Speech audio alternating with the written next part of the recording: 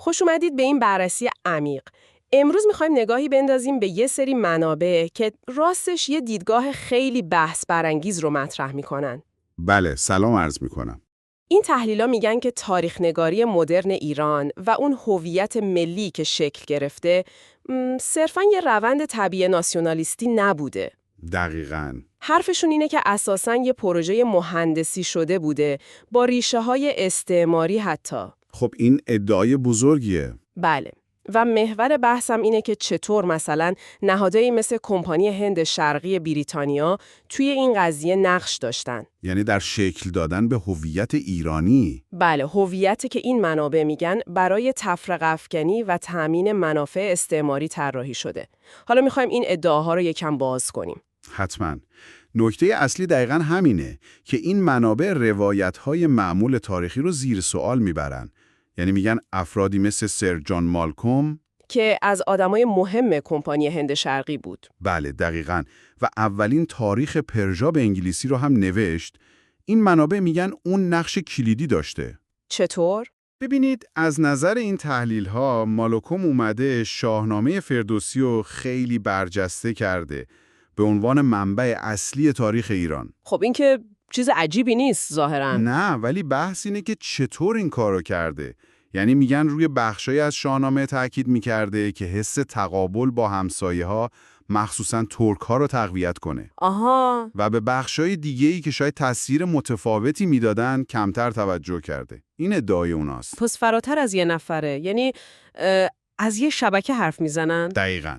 حرف از سر ویلیام جونز هم هست، قاضی کمپانی و زبانشناس معروفی بود. که نظریه زبانهای هند اروپایی رو مطرح کرد. بله، کار اون روی زبانها که خب شاید اولش انگیزه علمی داشته، ولی این تحلیل‌ها میگن بعدها زمین ساز شد برای مفهوم بحث برانگیز نژاد آریایی. که اون هم بخشی از همین پازل هویت سازی تلقی میشه؟ بله، طبق این دیدگاه. حتی خود کمپانی هند شرقی میگن با پول دادن برای چاپ شاهنامه و کتابای دیگه‌ای مثل دساتیر. دساتیر؟ بله، بعضی از این منابع معتقدند دساتیر اصلاً جعلیه و برای ساختن یه تاریخ باستانی خاص برای ایران درست شده. کمپانی هم تو این روند نقش داشته. و این دخالت‌ها فقط فرهنگی و زبانی هم نبوده ظاهراً. به جنبه‌های دیگه هم اشاره شده؟ بله، حتما.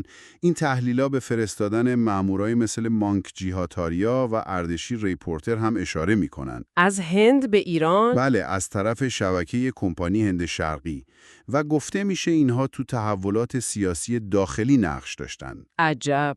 حتی رمزگشایی کتیبه بیستون توسط سر هنری راولینسون که اونم یه افسر مرتبط با کمپانی بود، از این زاویه دیده میشه. یعنی به عنوان بخشی از یه پازل بزرگتر؟ یه جورایی بله، تلاشی برای بازنویسی تاریخ منطقه به نفع قدرت‌های استعمالی. خب حالا انگیزه پشت این همه سرمایه‌گذاری فرهنگی و سیاسی چی بوده؟ از دید این منابع البته. خب نویسنده‌های این متون میگن هدف اصلی تضعیف رقبای استعماری بوده، مخصوصاً قدرت‌های ترک منطقه. چرا ترک‌ها؟ چون از نظرشون اونها مانع اصلی نفوذ تو قلب جهان بودن. پس با ساختن یه هویت ملی بر پایه فارسگرایی که این منابع بهش میگن پانفارسیسم مهندسی شده و تقویت حس تقابل با همسایه‌های ترک و عرب دنبال ایجاد شکاف بودن. که کنترل منطقه راحت‌تر بشه. دقیقاً. جالبه که همین سر جان مالکوم همزمان که تاریخ مینوشته تو جدایی مناطقی مثل افغانستان از ایران هم نقش داشته. چطور؟ چهره‌های دیگه‌ای مثل پرسی سایکس یا گوبینو تو این چارچوب جا می‌گیرن.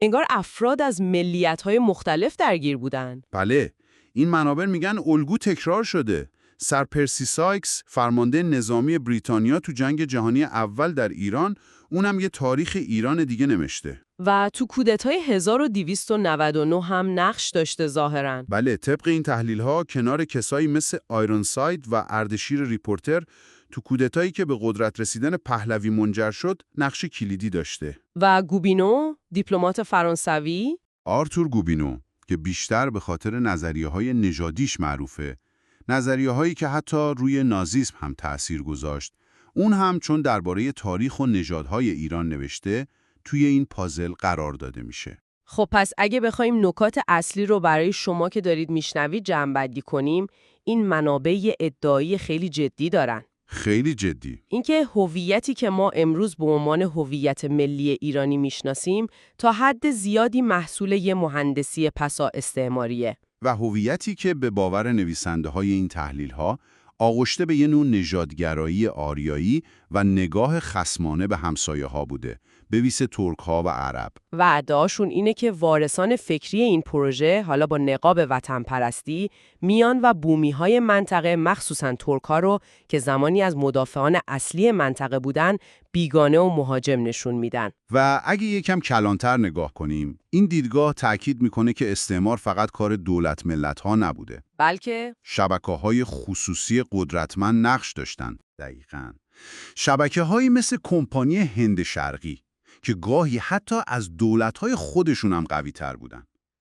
این شبکه‌ها به ادعای این منابع از ابزارهای مثل ملیگرایی افراطی، حتی مذهبگرایی سیاسی، برای ایجاد تفرقه و کنترل مناطق استراتژیک مثل خاورمیانه استفاده کردن و میکنن.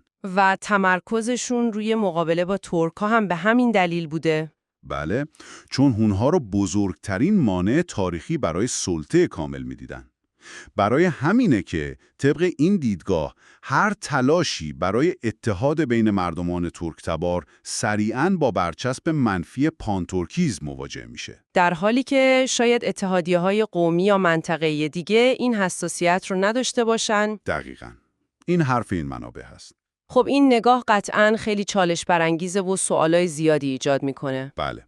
و شاید یه سوال نهایی برای شما که بخواید بهش فکر کنید، سوالیه که خود نویسنده های این منابع آخرش میپرسن. چی هست اون سوال؟ اینکه چرا یه نهاد اساساً تجاری و به قول اونها مافیایی مثل کمپانی هند شرقی که منطقاً باید دنبال سود اقتصادی باشه، این همه منابع و انرژی و وقت رو صرف مهندسی تاریخ و زبان و هویت برای کشوری مثل ایران کرده؟ سوال مهمیه. بله، شاید جواب این سوال کلید فهمیدن انگیزه‌های عمیق‌تری باشه که این تحلیل